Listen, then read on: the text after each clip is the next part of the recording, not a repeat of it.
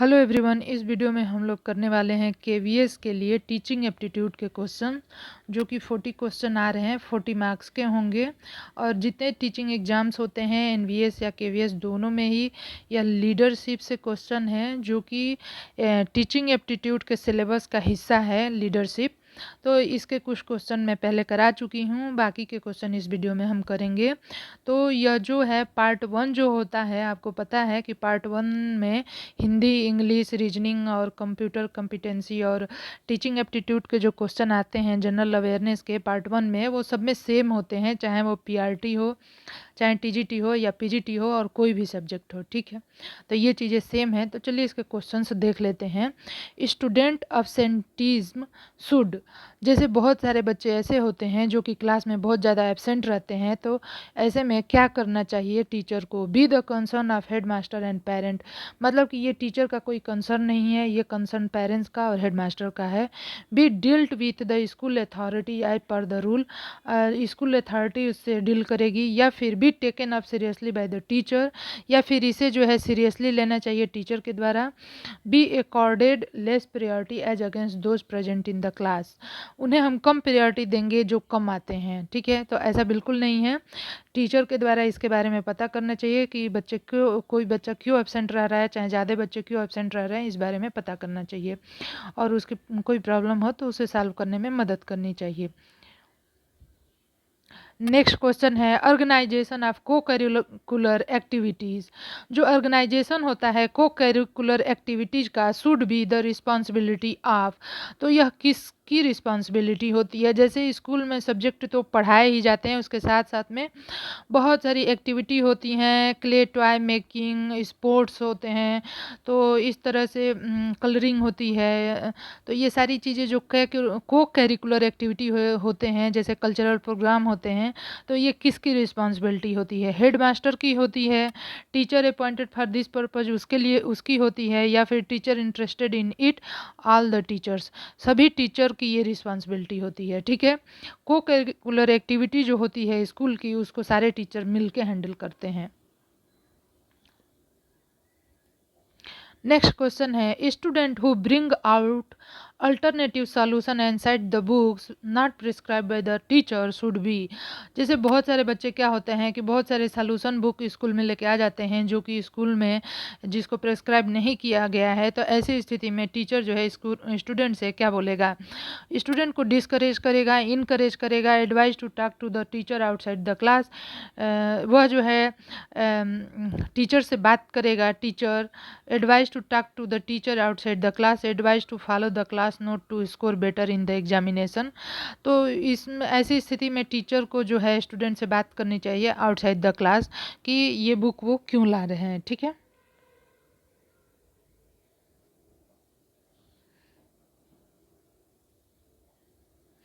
Next question है experienced teacher don't require detailed planning for lesson because.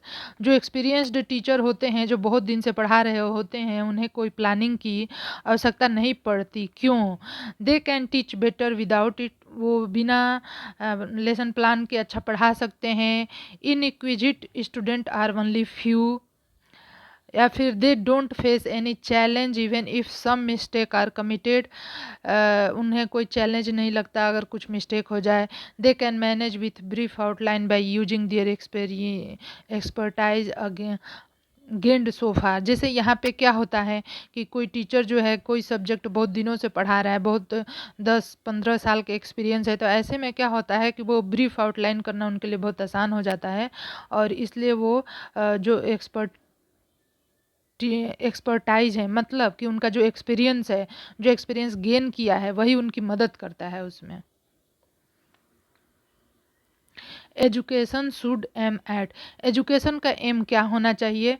Developing vocational skill among student, ये तो एक part हो गया, वोकेशनल स्किल तो होना ही चाहिए। Developing social awareness among student, preparing student for examination, preparing student for life. तो यहाँ पे जो है सही होगा developing social awareness among student, मतलब एजुकेशन का एम ऐसा होना चाहिए। Best way of homework checking क्या है? Getting it done through bright student, मतलब कि जो होमवर्क चेकिंग है वो टीचर खुद ना करे, जो अच्छे स्टूडेंट हैं उनसे करा ले। Getting the away answer check collectively in the class, सभी बच्चों के आंसर एक साथ चेक करे। Getting it check on the sample basis, या फिर सैम्पल के बेसिस पे एक दो लोग का चेक कर ले। Getting it check by teacher himself herself regularly. तो देखिए जो होमवर्क होता है वो टीचर के द्वारा रोज के रोज चेक किया जाना चाहिए। नेक्स्ट जो क्वेश्चन है वो है, नेक्स्ट क्वेश्चन है periodic test will be given to the student to, जो कुछ समय समय पे कुछ टेस्ट जो स्टूडेंट के लिए जाते हैं will be given to the student to, तो ये किस लिए लिए जाते हैं? Inform student progress to their guardian, क्योंकि हमें स्टूडेंट की प्रोग्रेस गार्जियन को बतानी होती है। Undertake the exercise as required under rule, हम एक्सरसाइज को इसलिए लेते हैं कि ये नियम के तहत है। ठीक है। Train the student for final examination, के लिए तैयार करने के लिए समय समय पे हम टेस्ट लेते हैं। स्टूडेंट को फाइनल एग्जाम के लिए तैयार करने के लिए हम समय समय पे टेस्ट लेते हैं। Take corrective measure on the basis of feedback from the result. देखिए जो पीरियोडिक टेस्ट होते हैं हर 15 दिन पे या 30 दिन पे, तो इससे क्या होता है कि बच्चों के जो फीडबैक होते हैं तो उसे करेक्ट मतलब वो कैसा कर रहे हैं, ठीक है, वो कैसा समझ रहे हैं, कैसा एग्जाम में कर रहे हैं, तो इसे टीचर को भी समझ आता है कि वो बच्चों को कैसे समझाए। तो करेक्टिव मेजर जो है टीचर तभी अपना पाता है जब वो समय समय पे टेस्ट ले और बच्चों के फीडबैक देखे। ठीक है। इसलिए student failure should be considered as, अगर कोई बच्चा फेल हो जाता है तो इसे किस तरह से लेना चाहिए? Failure of the system, failure of teacher, failure of text book, failure of individual student. तो जैसे कोई बच्चा अगर फेल होता है तो ये सिर्फ उसका ही फेल होना नहीं होता है, ये फेल्योर ऑफ टीचर भी होता है, क्योंकि बच्चे के पास होने में बहुत सारी जिम्मेदारी जो है टीचर की होती है कि वो इस तरह से पढ़ाए समझाए और इस तरह से स्टूडेंट को तैयार करे कि वो पास हो पाए। नेक्स्ट जो क्वेश्चन है वो है training need of teacher can be identify realistically by, training needs of teacher, जो टीचर की ट्रेनिंग होती है कैन बी आइडेंटिफाई रियलिस्टिकली, यह कैसे आइडेंटिफाई किया जा सकता है? Asking teacher about it, teacher से इसके बारे में पूछ के। Asking supervisor of teacher, analysing teacher profiles या एनालाइजिंग पीपल अचीवमेंट डाटा। जो ट्रेनिंग ज़रूरत है टीचर्स की उसे मतलब अगर जो टीचर हैं हमारे स्कूल में तो उन्हें किस तरह के ट्रेनिंग की आवश्यकता है, ये चीज़ें हम कैसे समझ सकते हैं? तो हम जो है उनको एनालाइज करेंगे उनके अचीवमेंट डाटा को कि उन्होंने क्या अचीव किया है, क्या छोड़ा है, तभी हम जाके उनके ट्रेनिंग की जो नीड्स है उसको समझ पाएंगे कि हाँ अगर कुछ कमी है तो उसको ट्रेनिंग के द्वारा दूर किया जाए। नेक्स्ट है problem of school drop out can be effectively tackled by, जो प्रॉब्लम है ड्रॉप आउट की can be effectively tackled by, ये कैसे टेकल किया जा सकता है? तो reducing curricular load, teachers empathy, attractive school environment, providing incentives. तो देखिए यहाँ पे प्रॉब्लम जो है स्कूल ड्रॉप आउट का उसे जो है हम प्रोवाइड इंसेंटिव के द्वारा, मतलब जैसे कोई बच्चे हैं जो कि ड्रॉप आउट किए हुए हैं तो उन्हें हमें इंसेंटिव देना चाहिए, मतलब उन्हें इनकरेज करना चाहिए जिस भी तरह से कर सकें कि वो उनके अंदर मन में उत्साह बना रहे और उस कार्य को वो कर सके। नेक्स्ट जो क्वेश्चन है वो है an ideal teacher is one who, एक आइडियल टीचर कौन होता है? Cover the full course, help student in learning, is a friend, philosopher and guide. जो आइडियल टीचर होता है वो एक दोस्त की तरह बिहेव करता है, फिलोसफर मीन्स कि उसके दार्शनिक स्वभाव और सभी वस्तुओं के बारे में उसे क्लियर आइडिया होता है, और गाइड की तरह भी वर्क करता है, तो आइडियल टीचर होगा। Public examination system should continue because, जो पब्लिकली एग्जामिनेशन सिस्टम है वो होने ही चाहिए, क्यों?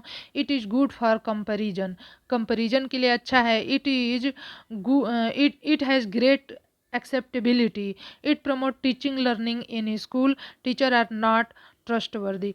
देखिए इसमें क्या है कि जब एग्जामिनेशन होगा, पब्लिकली जब एग्जामिनेशन होगा तभी जाके टीचर और लर्नर जो स्टूडेंट है उनकी लर्निंग को और टीचर को भी जो सीखना है उसे, इन दोनों चीज़ों को प्रमोशन मिलेगा जब पब्लिकली एग्जाम होंगे तभी। नेक्स्ट क्वेश्चन है teachers motivation and commitment can be enhanced by. Teacher का जो मोटिवेशन है, ठीक है, टीचर का जो मोटिवेशन और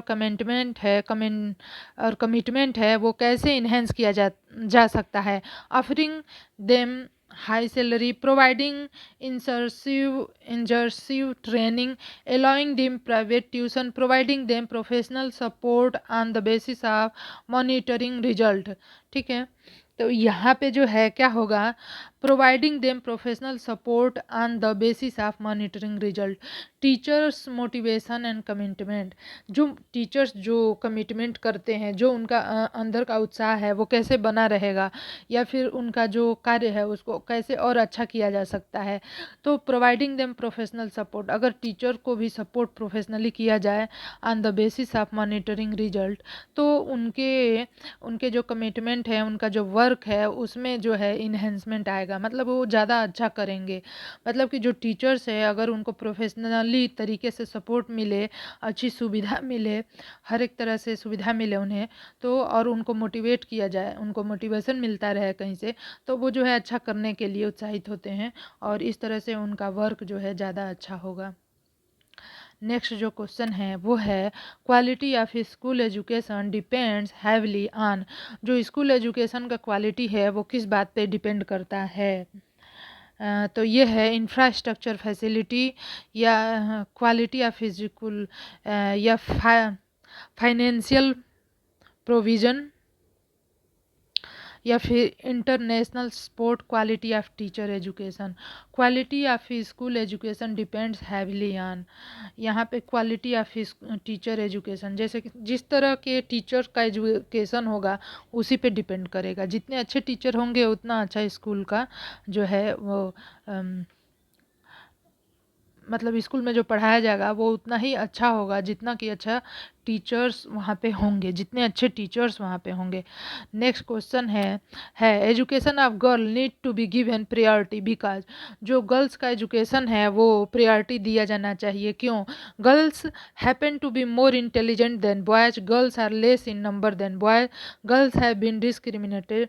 जैसे यहाँ पे कह रहा है कि गर्ल्स जो है उनको शिक्षा में प्रायोरिटी दी जानी चाहिए, बहुत सारी छूट दिए जाने चाहिए, क्यों?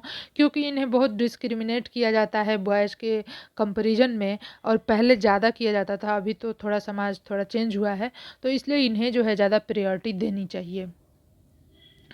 तो नेक्स्ट क्वेश्चन है वो है as a principal would you like to go to your co teacher place. As a principal, अगर आप प्रिंसिपल हैं तो क्या आप जाना चाहेंगे दूसरे टीचर्स के प्लेस पे on invitation for ceremony on the pretext of roaming forty never. तो यहाँ पे as a principal would you like to go to your co teachers place, जो आपके को टीचर्स हैं उनके प्लेस पे तो कोई आवश्यकता होगी तो जा सकते हैं, लेकिन यहाँ पे जो आइडियल आंसर है वो नेवर है।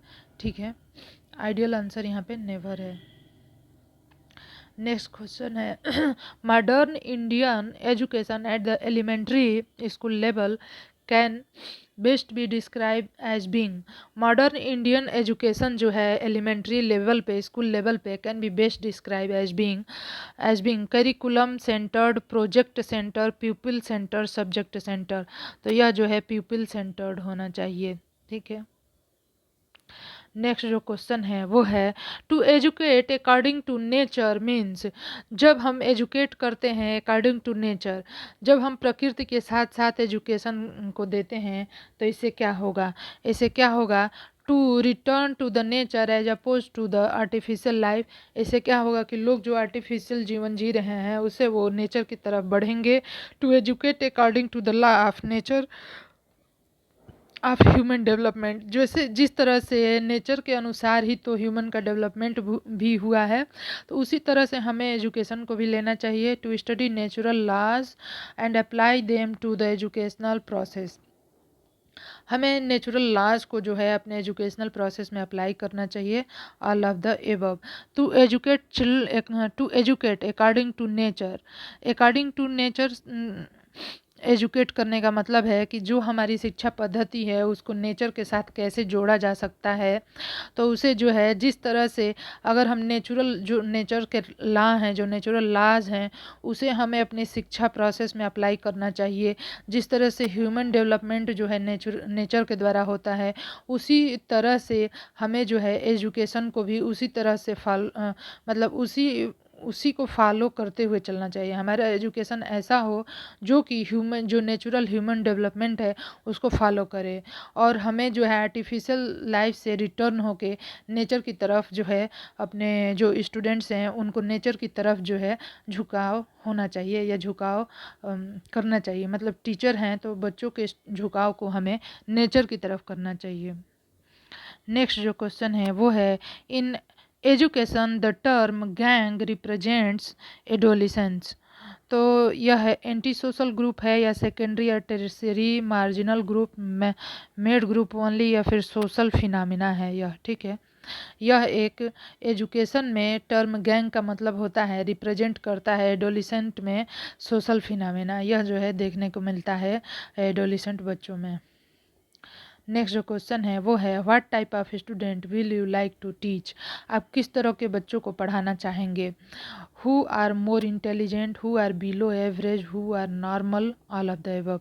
तो टीचर जो है कभी ये डिस्क्रिमिनेट नहीं करता है कि स्टूडेंट कैसे हैं। उन्हें टीचर को जो है क्या मतलब होता है, उसे बस पढ़ाने से मतलब होता है, और ऐसा ही होना चाहिए। तो आपको वीडियो पसंद आया हो तो चैनल को सब्सक्राइब करें, लाइक करें और शेयर करें। ठीक है, और जो है दूसरे जो टॉपिक हैं टीचिंग एप्टीट्यूड के, उस पर क्वेश्चन हम लोग नेक्स्ट वीडियो में करेंगे। धन्यवाद।